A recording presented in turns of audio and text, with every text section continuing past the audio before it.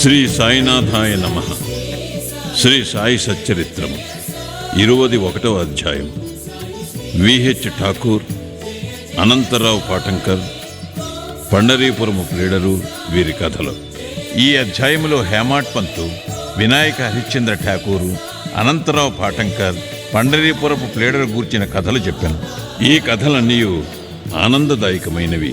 ఇవి సరిగా చదివి గ్రహించినచో ఆధ్యాత్మిక మార్గమునకు దారి చూపును. ప్రస్తావన: సామాన్యముగా మన గత జన్మ పుణ్య సముపార్జనము వలన మహాత్ముల సాంగత్య భాగ్యము పొంది దాని వలన మేలు పొందిదము. దీనికి ఉదాహరణముగా హేమాడ్ పంతు తన సంగతినే చెప్పుచున్నాడు. బొంబాయి దగ్గరగానున్న బాంద్రాకు ఇతడు చాలా కాలం మెజిస్ట్రేటుగా నుండెను. అక్కడ పీర్ మౌలానా అయిన మహమ్మదీయ మహాత్ముడు నివసించుచుండెను. అనేక మంది హిందువులు, పారసీకులు, ఇతర మతస్థులు పోయి వారిని దర్శించుచుండెది. హేమాడ్ పంతు పురోహితుడు యూనుస్ పీరు మౌలానాను దర్శించమని అనేకసార్లు హేమాడ్ పంతుకు చెప్పాను. కాని ఏవో కారణముల చేత హేమాడ్ పంతు ఆ మహాత్ముని దర్శించలేకపోయాను. అనేక సంవత్సరముల తరువాత అతని వంతు వచ్చాను. అతడు షిరిడీకి పోయి శ్రీ సాయి దర్బారులో శాశ్వత స్థానమును పొందెను. దురదృష్టవంతులకు ఇట్టి మహాత్ముల సాంగత్యము లభించదు. కేవలము అదృష్టవంతులకే ఇట్టిది లభించును. యోగీశ్వరుల వ్యవస్థ. అత్యంత ప్రాచీన కాలము నుండి ప్రపంచమున యోగీశ్వరుల వ్యవస్థయున్నది. అనేక మంది యోగులు అనేక చోట్ల అవతరించి వారి వారికి విధించబడిన పనులను నెరవేర్చెదరు. వారనేక చోట్ల పనిచేసినను అందరూ ఆ భగవంతుని ఆజ్ఞానుసారము నెరవేర్చెదరు. కాన ఒకరు చేయనది ఇంకొకరికి తెలియను. ఒకరు చేసిన దానిని ఇంకొకరు పూర్తి చేసెదరు. దీనిని బోధించుటకు ఒక ఉదాహరణము ఈ దిగువ కలదు. విహెచ్ ఠాకూర్ వీరు రెవెన్యూ శాఖలో గుమస్తాగా నుండిరి. ఆయన ఒకానొకప్పుడు బెళగాం సమీపందలి వడ్గామను పట్టణమునకు ఒక సర్వే పార్టీతో వచ్చాను. అక్కడ అప్పాయను కన్నడ యోగిని దర్శించి వారి పాదములకు నమస్కరించాను. ఆ యోగి నిశ్చలదాసు రచించిన విచార సాగరమును వేదాంత గ్రంథమును సభలోనున్న వారికి బోధించుచుండెను. ఠాకూర్ పోవునప్పుడు వారి సెలవు కోరగా వారిట్లు చెప్పిరి: ఈ పుస్తకమును నీవు చదువవలను. నీవట్లు చేసినచో నీ కోరికలు నెరవేరును. ముందు ముందు నీ ఉద్యోగమునకు సంబంధించిన పని మీద ఉత్తర దిక్కునకు పోయినప్పుడు నీ అదృష్టవశమున నీకొక గొప్ప మహాత్ముని దర్శనము కలుగును. వారు నీ భవిష్యత్తుకు మార్గమును చూపెదరు. నీ మనస్సునకు శాంతి ఆనందములు కలుగు చేసెదరు. ఆ తరువాత ఠాకూరు జున్నరుకు బదిలీ అయ్యాను. అచ్చటికి పోవుటకే నాన్హే ఘాటు లోయను దాటి పోవలసి ఉండెను. ఈ లోయ మిక్కిలి లోతైనది. దానిని దాటుట చాలా కష్టము. దానిని దాటుటకు ఎనుబోతు తప్ప ఇతరమేదియూ ఉపయోగించరు. కావున ఎనుబోతుపై లోయను దాటుటచే అతనికి బాధ కలిగెను. అచ్చటి నుండి కళ్యాణ్కు పెద్ద ఉద్యోగముపై బదిలీ అయ్యాను. అచ్చట నానాసాహెబ్ చందోర్కర్తో పరిచయము కలిగాను. ఆయన వలన సాయిబాబా గూర్చి అనేక సంగతులు తెలుసుకుని వారిని దర్శింపకాంక్షించాను. ఆ మరుసటి దినమే నానాసాహెబ్ షిరిడీ పోవుటకు నిశ్చయించుకొనెను. కావున ఠాకూరును కూడా తనతో రమ్మని అడిగాను. ఠాకూరు తనకు ఠానాలో సివిల్ కేసు ఉండుటచే రాలేనని చెప్పాను. అందుచే నానాసాహెబ్ ఒక్కడే వెళ్ళాను. ఠాకూరు ఠానాకు వెళ్ళాను. కానీ అచ్చట కేసు వాయిదా పడాను. అతడు నానాసాహెబ్ వెంట షిరిడీకి వెళ్ళకపోవటచే మిక్కిలి పశ్చాత్తాపము పడాను. అయినప్పటికీ షిరిడీ వెళ్ళాను. అంతకు ముందు రోజే నానాసాహెబ్ షిరిడీ విడిచిపెట్టినని తెలిసాను. ఇతర స్నేహితులు కొందరు అక్కడ కలిసిరి.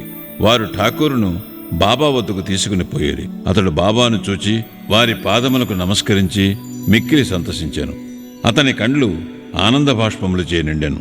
వడలు గగుర్పుడిచాను. కొంతసేపటికి సర్వజ్ఞులకు బాబా ఇట్లనేను: ఇచ్చటి మార్గము అప్పాబోధించు నీతులంత సులభము కాదు. నాన్హే ఘాటులో ఎనుబోతుపోయిన సవారీ చేయుట కంటే కష్టము. ఈ ఆధ్యాత్మిక మార్గము మిగుల కఠినమైనది.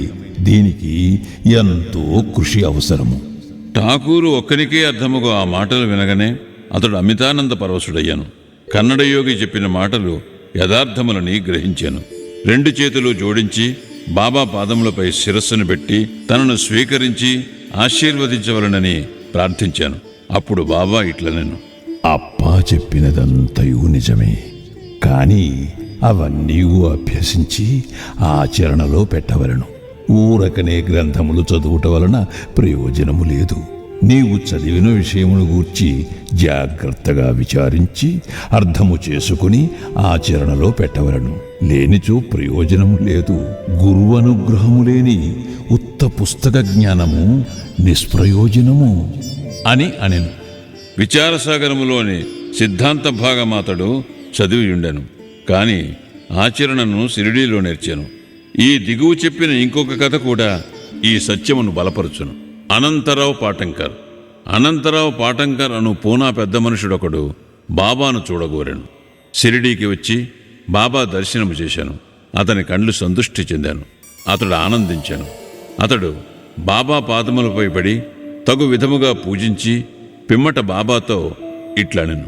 నేనెక్కువగా చదివి తిని, వేదములను వేదాంతములను చదివి తిని, అష్టాదశ పురాణములు వింటిని. నా మనస్సునకు శాంతి కలుగుటలేదు. కనుక నా పుస్తక జ్ఞానమంతయు నిష్ప్రయోజనము. పుస్తక జ్ఞానము లేని నిరాడంబర భక్తులు నాకంటే మేలు. మనస్సు శాంతి పొందనిచో పుస్తక జ్ఞానమంతయు వ్యర్థము. నీ దృష్టి వలన, నీ మహత్తరమైన మాటల వలన నీవు శాంతి ప్రసాదింతువని వింటిని. అందుచే నేనిచ్చటకు వచ్చి తిని. కావున నా యందు దాక్షిణ్యము చూపుము, నన్ను ఆశీర్వదించుము అనెను. అప్పుడు బాబా ఒక నీతి కథను ఈ విధముగా చెప్పెను. 9 ఉండల గుర్రపుల్లద్ది నీతి కథ, నవవిధ భక్తి. ఒకనాడు ఒక వర్తకుడు ఇక్కడికి వచ్చాను. అతని ముందు ఒక ఆడగుర్రము లద్ది వేశాను. అది 9 ఉండలుగా పడెను. జిజ్ఞాసువైన ఆ వర్తకుడు పంచుకొంగు సాచి 9 ఉండలను అందులో పెట్టుకొనెను. ఇట్లు అతడు మనస్సును కేంద్రీకరించగలిగాను. ఈ మాటల అర్థమును పాటంకర్ గ్రహించలేకుండాను. అందుచే అతడు గణేష్ దామోదర్ ఉర్ఫ్ దాదా కేల్కర్ను ఇట్లు అడిగాను. ఆ మాటలలో బాబా ఉద్దేశ్యమేమి? కేల్కర్ ఇట్లు జవాబిచ్చాను. నాకు కూడా బాబా చెప్పినదంతయు తెలియదు, కాని వారి ప్రేరణ ప్రకారము నాకు తోచినది నేను చెప్పెదను.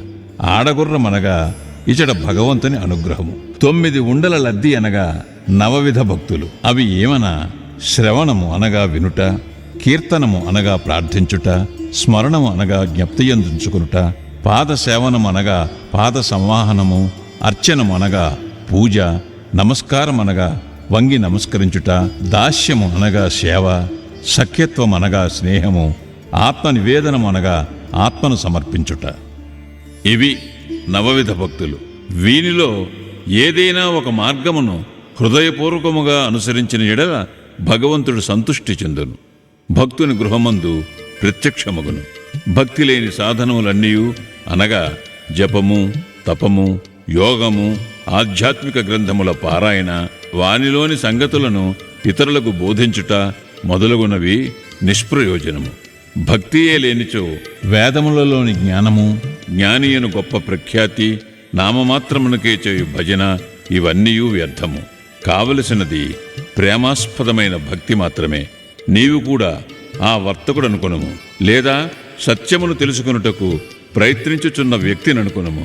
వానివలే నవవిధ భక్తులను ప్రోగు చేయుము, ఆతురతతో నుండుము. వానివలే నవవిధ భక్తులను ఆచరణలో పెట్టుటకు సిద్ధముగా నుండుము.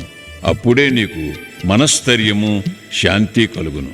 ఆ మరుసటి దినము పాటంకర్ బాబాకు నమస్కరించుటకు పోగా 9 గుర్రపు లద్ది ఉండలను ప్రోగు చేసిదివా లేదా అని ప్రశ్నించాను. అతడు తాను నిస్సహాయుడుననియు బాబా అనుగ్రహము చేయ మాత్రమే వానిని సులభముగా ప్రోగు చేయవచ్చుననేను. అప్పుడు బాబా శాంతిక్షేమములు కలుగురని ఆశీర్వదించాను. పాటంకర్ అపరిమితానందభరితుడయ్యాను. పండరీపురము ప్లీడరు. ఒక చిన్న కథతో ఈ అధ్యాయమును ముగించెదము. ఆ కథ బాబా సర్వజ్ఞుడని తెలుపును. ప్రజలను సరియైన మార్గమును పెట్టుటకు, వారి తప్పులను సవరించుటకు బాబా సర్వజ్ఞత్వమును ఉపయోగించుచుండెను. ఒకనాడు పండరీపురం నుండి ఒక ప్లీడర్ వచ్చెను.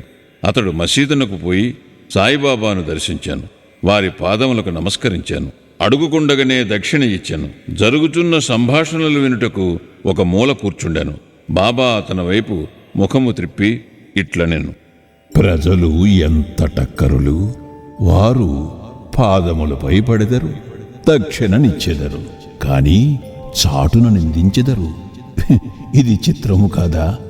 ఆ మాటలు ప్లేడరకు సూటిగా తగిలినవి. ఎవరికీ బాబా మాటలలోని అంతరార్థం బోధపడలేదు. ప్లీడర్ మాత్రము గ్రహించాను. కానీ అక్కడ ఏమీ మాట్లాడలేదు. వాడాకు పోయిన పిమ్మట ప్లీడర్ కాకాసాహెబ్ దీక్షితుతో ఇట్లనియను: బాబా చెప్పినదంతయు యథార్థమే. ఆ బాణము నాపై ప్రయోగించిరి. అది నా గూర్చియే. నేనెవరినీ నిందించకూడదు, తృణీకరించరాదని బోధించుచున్నది. పండరీపురం సబ్జడ్జియగు నోల్కర్ తన ఆరోగ్యాభివృద్ధి కొరకు షిరిడీకి వచ్చాను.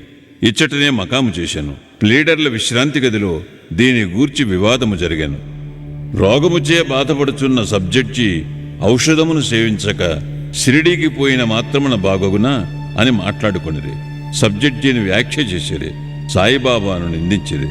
నేను కూడా అందుకొంత భాగము వహించి తిని, నేను చేసినది సమంజసము కాదని ఇప్పుడు సాయిబాబా నిరూపించాను. ఇది నాకు దూషణ కాదు, నాకిది ఆశీర్వచనమే. ఇది నాకు ఒక ఉపదేశము. నేనిక మీదట ఎవరినీ దూషించరాదు, ఎవరినీ నిందించరాదు. ఇతరుల విషయములో జోక్యము కలుగు చేసుకొనరాదు. పండరీపురమునకు షిరిడి 300 మైళ్ళ దూరముననున్నది. బాబా సర్వజ్ఞుడొకటచే పండరీపురములో ప్లీడర్ల విశ్రాంతి గదిలో ఏమి జరిగినో తెలుసుకునిది. ఈ నడుమునున్న స్థలము, నదులు, అడవులు, పర్వతములు వారి సర్వజ్ఞత్వమును కడ్డుపడలేదు. వారు సర్వమును చూడగలిగిరి. అందరి హృదయములలో గల దానిని చదువగలిగిరి. వారికి తెలియని రహస్యమేదియూ లేదు. దగ్గరనున్నవి, దూరముగానున్నవి ప్రతి వస్తువు కూడా పగటి కాంతి వలె వారికి తేట తెల్లము. ఎవడైనా దూరముగా గాని దగ్గరగా గాని ఉండనిమ్ము, బాబా సర్వాంతర్యామి అగుటచే వారి దృష్టి నుంచి తప్పించుకొనుటకు వీలు లేదు. దీనిని బట్టి ప్లీడర్ ఒక నీతిని నేర్చుకొనెను: ఒకరిని గూర్చి చెడు చెప్పరాదు, మరియు అనవసరముగా వ్యాఖ్యానము చేయరాదు. అట్లు బాబా అతని దుర్గుణమును పోగొట్టి సన్మార్గమునందు పెట్టెను. ఇది ఒక ప్లీడరును గూర్చినదైనప్పటికీ అందరికీ వర్తించును. కాబట్టి ఈ కథ బోధించు నీతిని జ్ఞప్తి అందించుకుని మేలు పొందేదముగాక. సాయిబాబా మహిమ అగాధము. వారి లీలలు కూడా అట్టివే. వారి జీవితము అట్టిదే. వారు పరబ్రహ్మము యొక్క అవతారమే. శ్రీ సాయినాథాయ నమః. 21వ అధ్యాయము సంపూర్ణము. సద్గురు శ్రీ సాయినాథార్పణమస్తు. శుభం భవతు.